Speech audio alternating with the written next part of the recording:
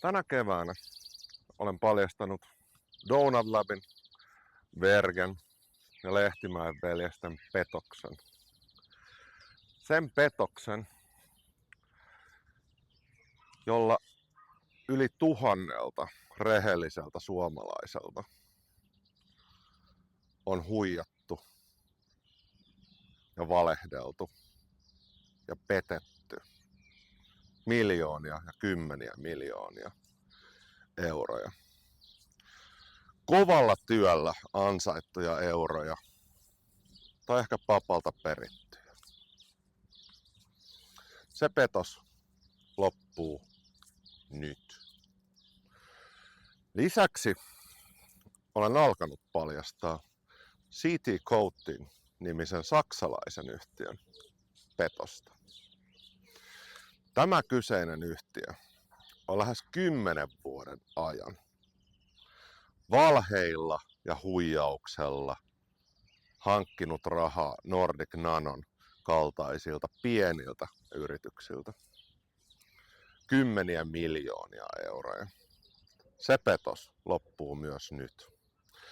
Milloin itse tajusin, että tässä kyseessä on niin maailmanluokan kusetus, on se, kun tämä kyseinen CT Coating firma toimitti Nordic Nanolle niin sanotun esituotantolaitteiston, josta olimme maksaneet heille 7 miljoonaa euroa. Kyseinen laitteisto toimitettiin meille, Nordic Nanolle, Imatralle. Ja olin todella innoissani, että nyt vihdoin alkaa tapahtua. Ensimmäinen toimitus tuli ja siitä oli sitten jotenkin unohdettu se keskeisin osa, eli tämä nanoprinteri. He toimittivat sen pienellä omalla pakettiautollaan. 2 kaveria, josta kumpikaan ei puhunut englantia, toivat sinne sellaisen kuivurilaitteiston ja totesivat vaan, että no kun se toinen osa ei mahtunut tähän kyytiin. Jo siinä vaiheessa mulla alkoi olla semmoinen olo, että nyt ei jumalauta oikeasti. Nyt Suomen poikia kusetetaan.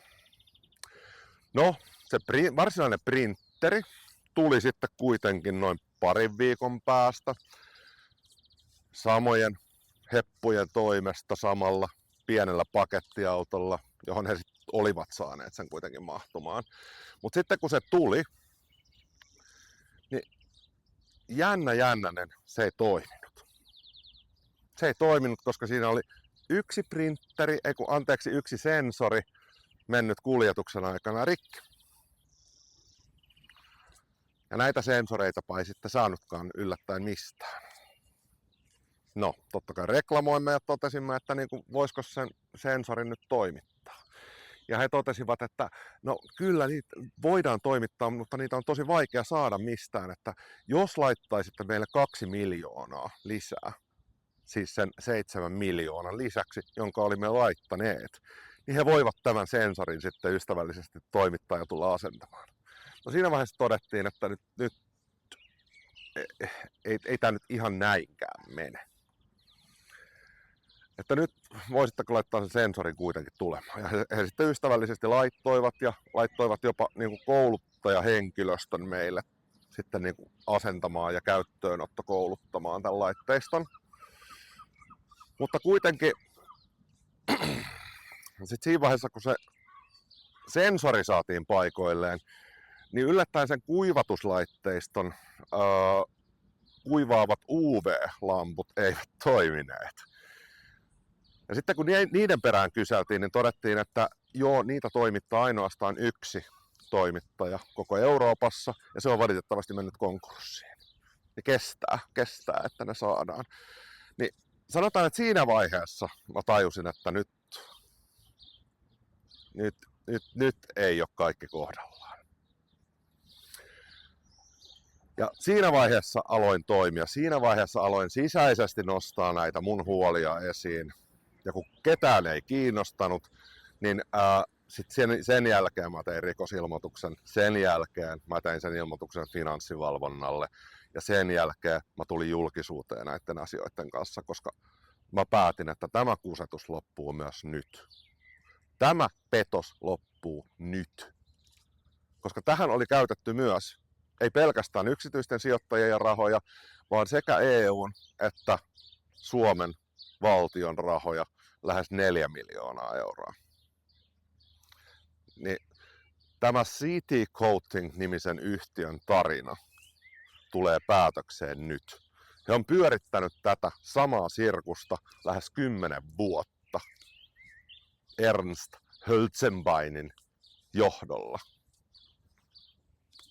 Nyt riittää. CT Coatingin tarina tulee päätökseen myös nyt. Ja tästä jatketaan elokuussa. Koska nyt on juhannus ja nyt on kesä. Ainakin minä olen aika väsynyt tällä hetkellä, joten ajattelin hetken levätä.